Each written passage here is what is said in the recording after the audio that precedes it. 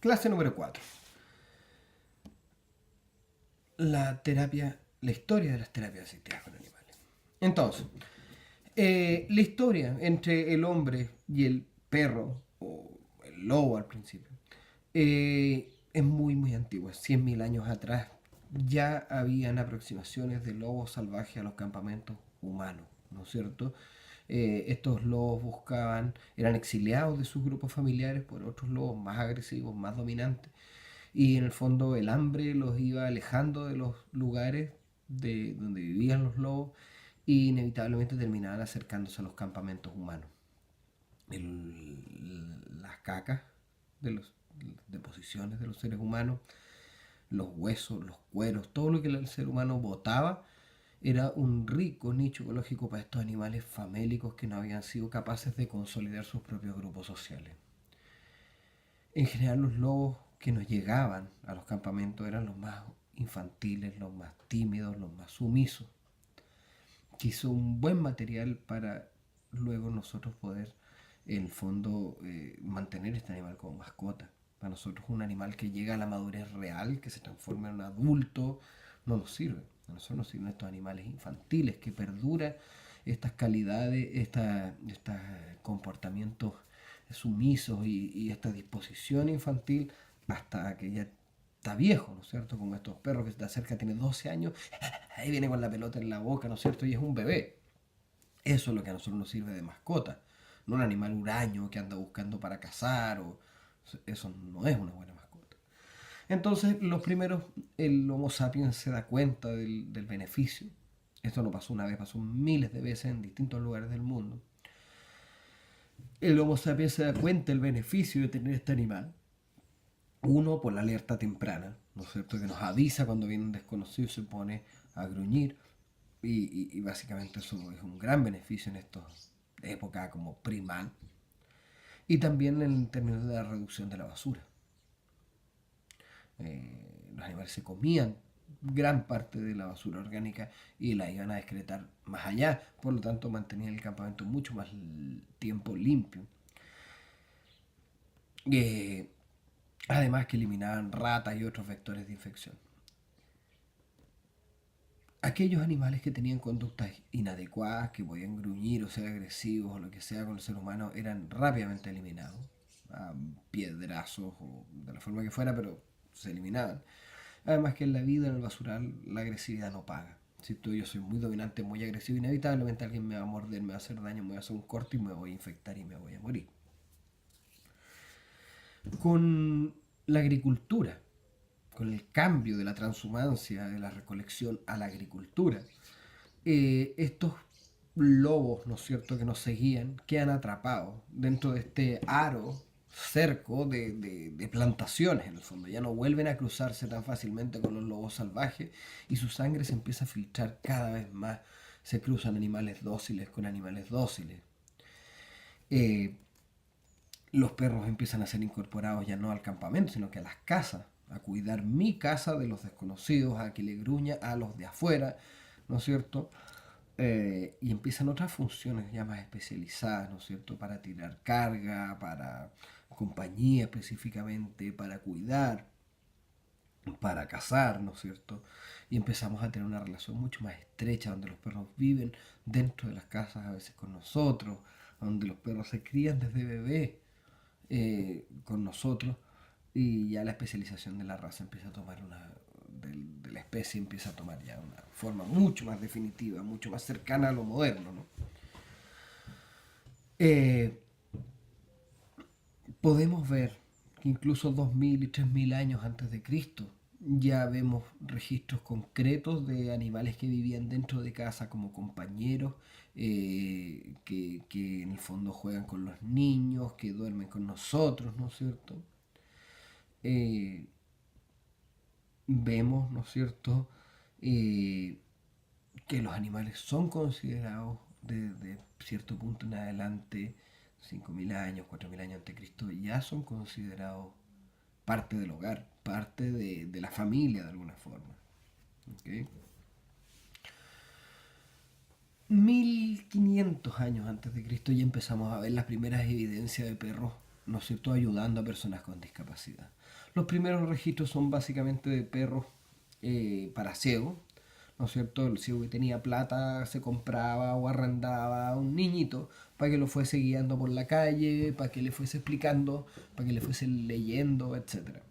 Sin embargo, los ciegos pobres, en el fondo, agarraban un perro, le ponían unas amarras, se agarraban de la cuerda y le decían adelante, y si el perro no caminaba le iban pegando, y si el perro los hacía chocar le pegaban, y el perro aprendía, básicamente por evitación, a avanzar y a despejar un área suficiente para que el ciego no chocase. Eh, Más adelante, en el fondo, vemos muchos ejemplos de este tipo de perros entrenados, ¿no es cierto?, para guiar a un ciego. Y recién ya en 1730 empezamos a ver, 1700, 1720, 1730 empezamos a ver los primeros brotes de esto ya como una profesión, de entrenar estos perros bien con un sistema, con una técnica. Antes era algo como, básicamente, cada ciego se hacía para sí mismo, ¿no? Vemos que el uso terapéutico de los animales, de perros, de caballos, viene desde Grecia, ¿no es cierto? Los griegos ya veían beneficios en que una persona que tenía o heridas, estrés postraumático, o serias heridas de guerra, etcétera, personas pacientes con enfermedades incurables, se veían altamente beneficiados de salir a andar a caballo, de estar en contacto con los animales, ¿no es cierto? Eh,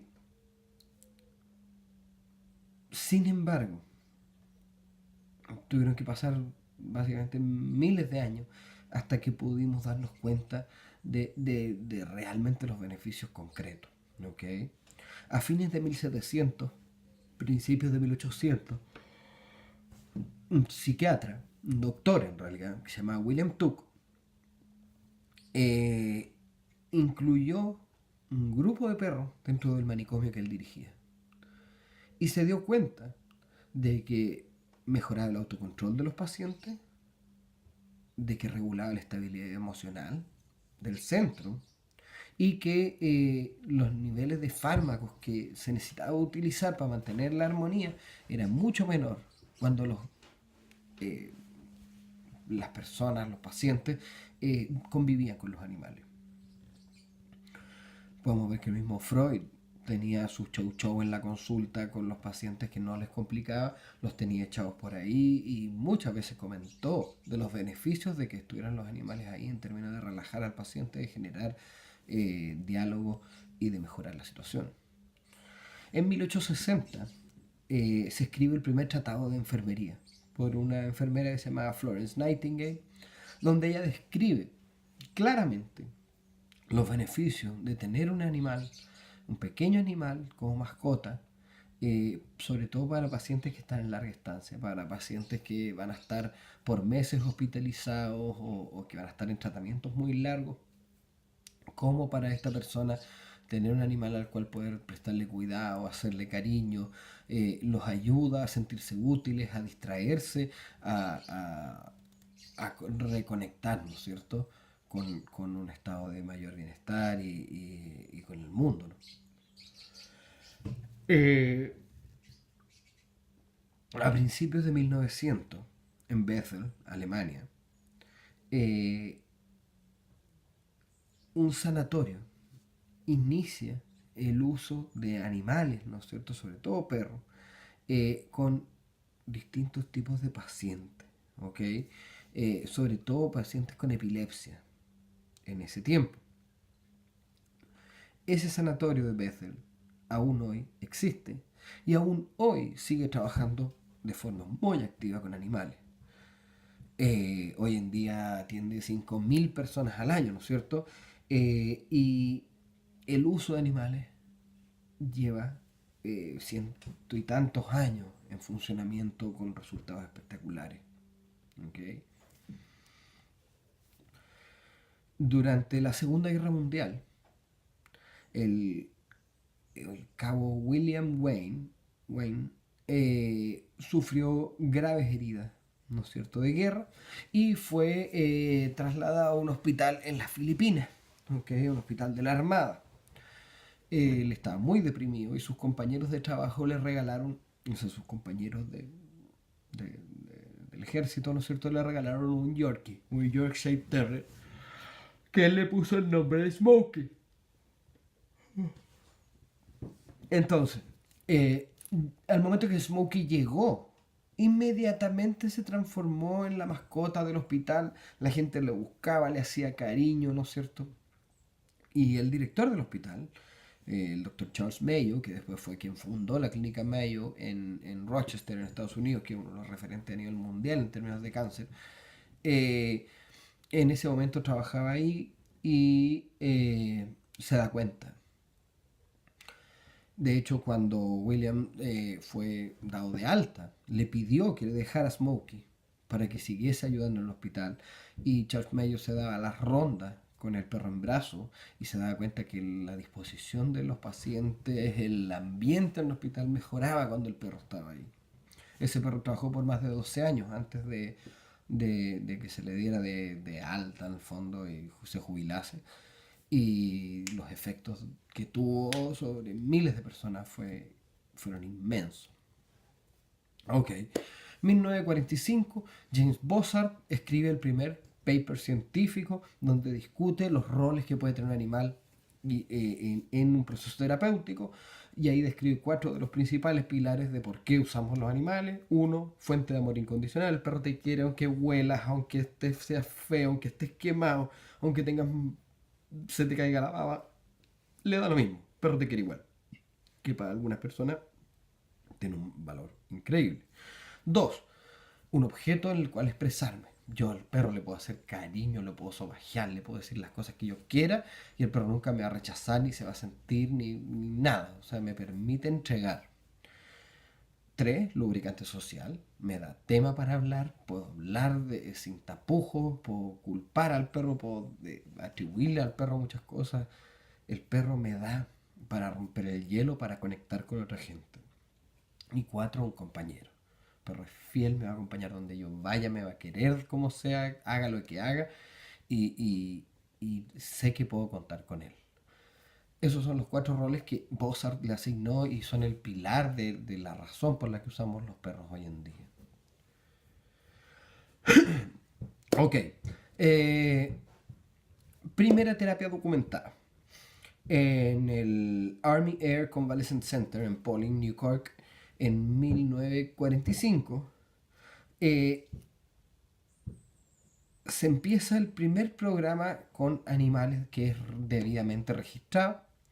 El rol de los animales no era muy activo, en el fondo la gente era gente de la Armada que estaba en rehabilitaciones muy dolorosas, muy desagradables, y ponían animales a vivir con ellos como una forma de diluir la tensión, y se demostró científicamente de que estas personas los ayuda a reducir los niveles de estrés, a sentirse mejor, les hacía más llevadero el proceso terapéutico. Punto. 2. En 1966, Eric Stordal, un músico ciego, determina de que la mejor rehabilitación para una persona con discapacidad viene en el contacto con la naturaleza, los animales y el deporte.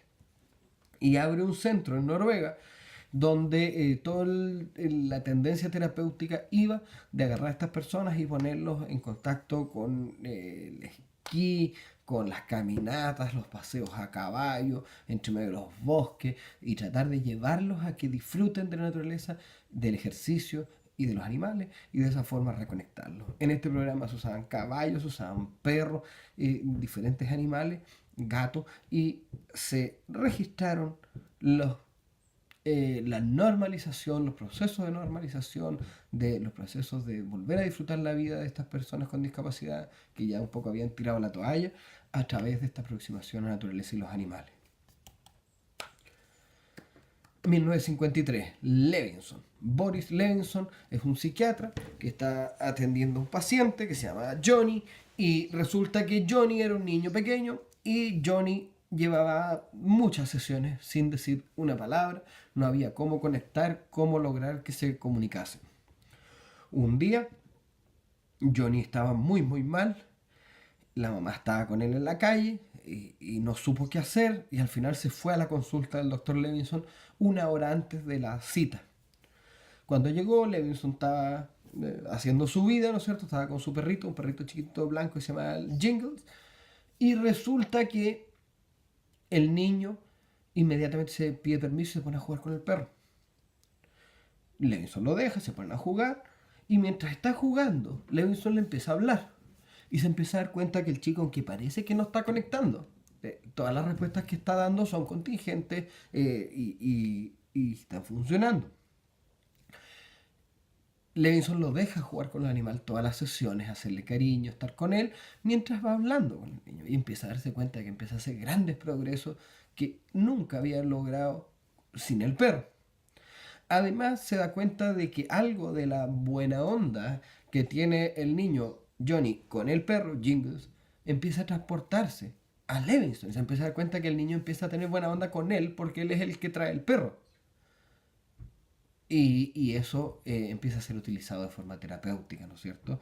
Levinson es el primero que escribe realmente una defensa de por qué el uso de los animales, cómo usarlos y ya desde un punto de vista mucho más práctico, mucho más científico.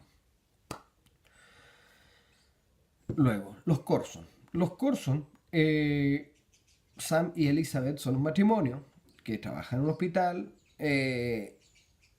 psiquiátrico, ¿no es cierto?, de la Universidad de Ohio, donde se da cuenta que muchos de los chicos, niños que están en larga estancia en el hospital, les comentan de que les gustaría ir a ver a los perros, porque cruzando la calle hay una perrera como esas perras municipales, un lugar donde se reciben animales. Y resulta que habiendo leído el estudio de Levinson y habiendo sabido un poquito más, van y le plantean al board, a la comisión del hospital que quieren hacer esto, les autorizan y ellos empiezan a llevar a los niños a la perrera, que elijan uno de los perros, le pongan correa y lo saquen a pasear. Y después lo van a dejar. Sin embargo, esto fue debidamente documentado y estudiado por el Hospital Psiquiátrico de la Universidad de Ohio y los resultados son espectaculares. Se descubre que la mayoría de los pacientes logra grandes mejorías en su comportamiento social con respecto a los otros pacientes, al personal del centro, mucho respeto por las normas, por sí mismos y mucho mejor confianza en sí mismos que los pacientes que no están interactuando con los perros. 1982, Nancy Stanley funda una ONG llamada TLC, TLZ. Ella estaba trabajando en el Zoológico de Los Ángeles con un programa donde la idea era aproximar al público más a los animales. Y la función de ella era acercarse con cachorritos, con bebés de distintos animales, entre medio de la gente, en el público, y que la gente los pudiese tocar. Y ella se da cuenta de que si bien a todo el mundo le encanta tocar al animal, a las personas con discapacidad les importa mucho más. Es un efecto mucho más importante. Ella deduce de que estas personas tienen un nivel de estimulación muchísimo menor y por lo tanto el contacto con el animal representa un estímulo mucho, mucho más fuerte. Después de leer un par de artículos y de leer a Levinson, ella decide comenzar a llevar su mascota, un poodle que tenía, que sale ahí en la foto, a un centro de discapacidad física muy parecido a lo que es la Teletón y empieza a visitar. Y empieza a darse cuenta de que la respuesta de los pacientes es espectacular, se emocionan, tan felices, quieren, ¿no es cierto?, conectar con el animal. Entonces, resulta que ella consigue 3 millones y medio, 4 millones de pesos y con esto comienza, ¿no es cierto?, compra una camioneta, un furgón y empieza a visitar centros de discapacidad con los animales, ¿no es cierto?, que le presta una tienda de mascotas, empieza a reclutar voluntarios, ¿no es cierto?, y básicamente ella es la primera que lleva esto de la canoterapia ya a algo más abierto que es la zooterapia, o sea, todo tipo de animales, ¿no es cierto? Ok, hay una serie de estudios que vienen ahora a continuación. Ustedes los pueden consultar directamente, se los recomiendo. Yo aparte en el foro les voy a postear más y más documentación científica que pueden acceder donde se establecen los beneficios del uso de animales. Pero yo les recomiendo, ¿no es cierto?, informarse ustedes mismos de cuáles son los beneficios, qué es lo que se ha estudiado, qué es lo que no, para que ustedes puedan defender lo que ustedes opinan de forma con certeza de que esto no es un sueño, no es un ideal, no es algo entretenido, de que esto es algo científicamente documentado que funciona y por qué funciona. ¿Ya? El uso de animales ya lleva bastante tiempo dando vuelta en terapia. Últimamente, claro, ya ha tenido un boom, ¿no es cierto? La forma en que nosotros vamos a hacer terapia es una forma súper científica que ha nacido hace muy poquito, de 15 años, 10 años, que nació en España, ¿no es cierto? Antes, en el mundo en general, la terapia con animales tiene que ver con tú y yo y otro más llevamos nuestras mascotas de la casa a pasear, a conocer a unos abuelitos.